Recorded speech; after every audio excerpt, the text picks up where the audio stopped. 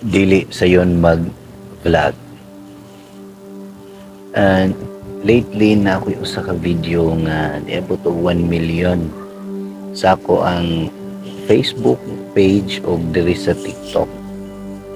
Kanya sa YouTube wala gani kayo napansin. Kung mga kaila nagdahom nga nakakwarta ko ana. Pero ko ipakita kong account ha. Okay, so muadto ta sa akong YouTube account. Mo ni akong YouTube Bisaya Stories ni Sir Donald na ako'y 237 na total subscriber. Dayon muadto ta sa monetization. Makita din dili pa ko eligible kay kinahanglan og 1,000 subscribers og at least 4,000 nga public watch nga hours, pero wa pa ko kahit ana. Nadto ta sa ako ang TikTok. So mo na akong TikTok Sir Don Osorio. Okay, so kani nga TikTok account na ko'y 6,500 followers. Pero tanaw na to ng TikTok shop for creator. Di na makita kung eligible ba ko. Okay, so kung inyo makita, 0 ang revenue, 0 ang nasold, 0 ang orders, kay money ang sa TikTok affiliate, so wapa ko. So mabalhin ta sa ko ang Facebook.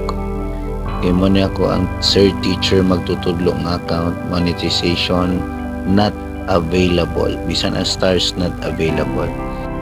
Atong tanaw ng usan ako kadtong akong profile yun. Itong Donald Galdo Osorio, mamagid ako main kani tanaw na to ang professional dashboard ug ang monetization. So eligible akong stars, tanaw na to ang star. So na ko'y earning $0.99, pero need nga $100 aron ma-monetize nimo ang stars, so wag gyapon na ikwenta. Sa kadaghang videos nga gihimo kadtong walay script ang mas na tagad sa mga tao kasi nakauyon sila or o ka ba unsay pattern. Pero usara ko'y kasulti, dili sayon mag-vlog, dili sayon na sila nahibawan na epektibo na pamagi, na sila'y commitment sa ilang kaugalingon o consistent sila sa ilang gibuhat. Basi na sila'y mga kauban na nitabang nila. So dili sin mag-vlog.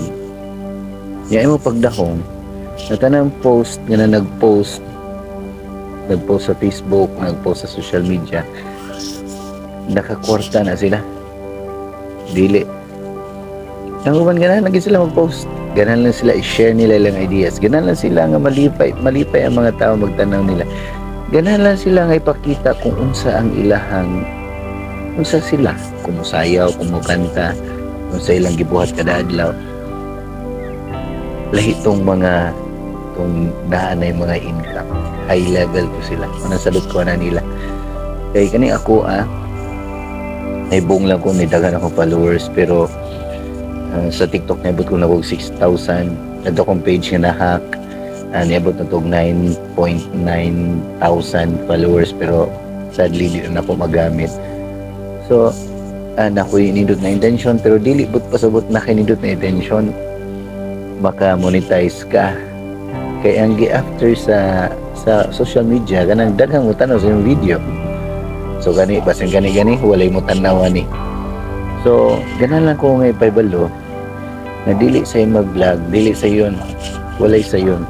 Kanang naka-monetize, kanang nakakwarta na sa ilahang vlogging, mahi na sila. O syempre ila pong gihaguan kung unsay nakuha nila.